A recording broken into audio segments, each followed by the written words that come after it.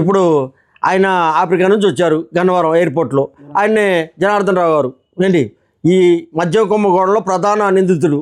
ఆయన్ని పోలీసులు కస్టడీలో తీసుకున్నారు. కస్టడీలో తీసుకొని ఆయన్నే న్యాయస్థానం దగ్గర జడ్జి దగ్గర హాజరుపరిచారు. ఒక రిపోర్ట్ ఉంటుంది. ఆ రిపోర్ట్లో కనీసం ఆయన ఏం చేసింది ఏంటనేది పెడతారు. అది చూసే మన జడ్జి గారు రిమాండ్ తీస్తారు. అందులో కనీసం జోగి రమేష్ గారి పేరు లేదు. తర్వాత ఆయన్ని తీసుకెళ్ళిన రెండో రోజు ఈ వీడియో రిలీజ్ అయింది. ఆ పోలీసు కస్టడీలో ఉన్న వ్యక్తి వీడియో లెటర్ రిలీజ్ చేస్తాడు. తర్వాత ఈ చాటింగ్ లెటర్ రిలీజ్ చేస్తారు. అసలు ఏం జరుగుతుంది, ఎవరు పెడుతున్నారు ఈ వీడియోలు, అసలు మన రాష్ట్రం ఎడిపోతుందో నాకే అర్థం కావట్లా. ఎందుకు అర్థం కావట్లేదు ఏంటంటే ఇప్పుడు అసలు ఎవరు తెస్తున్నారు.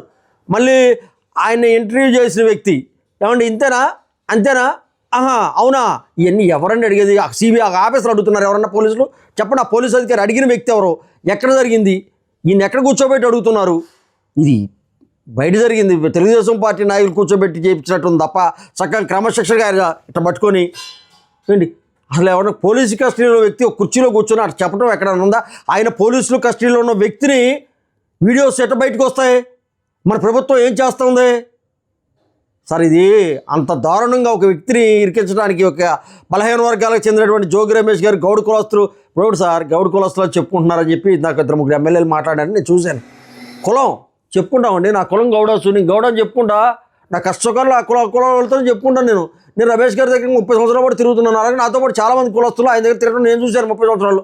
ఆయన బాధ వచ్చింది, ఆయన బాధ గౌడ కులస్తులు నేను చెప్తున్నాను, నా కులస్తులు ఉన్నారు, నా బంధువులు ఉన్నారని చెప్తారండి. దాన్ని తప్పు తీయాల్సిన అవసరం లేదు. ఎవరి కులం వాళ్ళకి గొప్ప ఏంటి, కులంతో గోవిందని పెద్దలో చెప్పారు గతంలో. సార్ ఎవరి కులాలు లేవు సార్. నిజంగా గుండె చేసుకొని చెప్పమని నేను అడుగుతా ఉన్నా ప్రతి ఒక్క నాయకుడిని.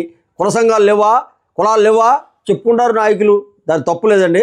ఆయన బాధతో చెప్పాడు. వాళ్ళ బాబుని ఈ మధ్యన ఒక కేసులో నానా తిప్పలు ఇబ్బంది పెట్టారు. ఇప్పుడు ఆయన్ని కూడా ఇబ్బంది పెట్టాల్సి చూస్తున్నారు. ఆయన బాధ చేసి ఆయన చెప్పుకున్నాడు. తప్పేంటి దాంట్లో, ఆ తప్పు అన్న వాళ్ళ మటుకు నేను అది కరెక్ట్ కాదని కూడా సభముఖంగా తెలియజేస్తాను.